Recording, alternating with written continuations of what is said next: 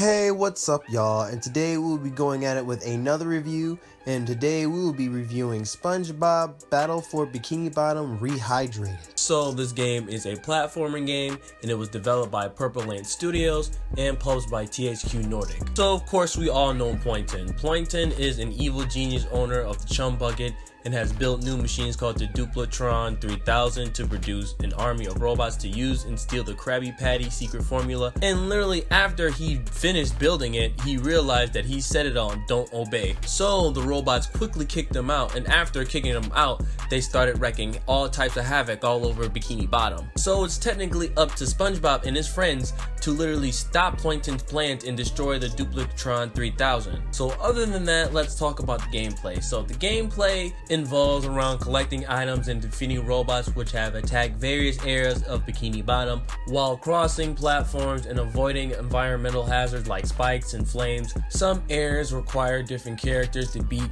as each character has their own unique abilities. You could play between SpongeBob, Patrick, and Sandy, and upon using which the current character will switch to another, and using it again will switch back to the previous character, giving you an option of 2 characters for each level. Alright, so you have to collect 3 main types of items: the golden spatula that are used to grant access to new areas which are being hidden throughout the game and can also be earned by completing tasks set by Squidward Tentacles and the several other characters from the cartoon. And shiny objects are the game's currency in the game and can be used for a pay toll within the game's areas or buy golden spatulas from Mr. Krabs. And finally, Patrick's socks are also spread throughout the game, and he will reward you with golden spatulas in exchange for 10 socks. And like I said before, each character has their own specific abilities. SpongeBob have crazy amounts of bubble moves learned by Bubble Buddy. Sandy can be able to swing for the Texas hook and also can glide and literally destroy enemies with her lasso.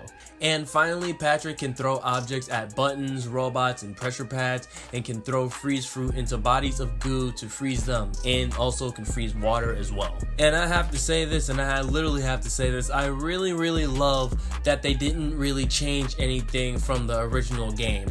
It really brings me back to when I was 6 to like almost 7 years old, literally playing the original game, and I freaking loved it. And even though some parts of the area has some type of puzzle on it, I didn't really get too stuck on it for too long. And I love that they actually put nostalgic areas down like in the original game, like the Flying Dutchman, the Chum Bucket, the Kelp Forest, the Murmur Lair, and Jellyfish Fields. And I just gotta say that I love the graphics and the whole environment in the game. The game was mwah, it was so beautiful, bruh. And they literally just made the game look 10 times better than the original game itself, and it's just amazing. Oh yeah, and before I forget, they also do have boss battles as well. Some boss battles are easier than others, but again, like the puzzles thing, you won't really get stuck on it for too long. And last but not least, literally they added a new feature in the game. They finally added multiplayer. So in the multiplayer, you'll be able to go through certain waves,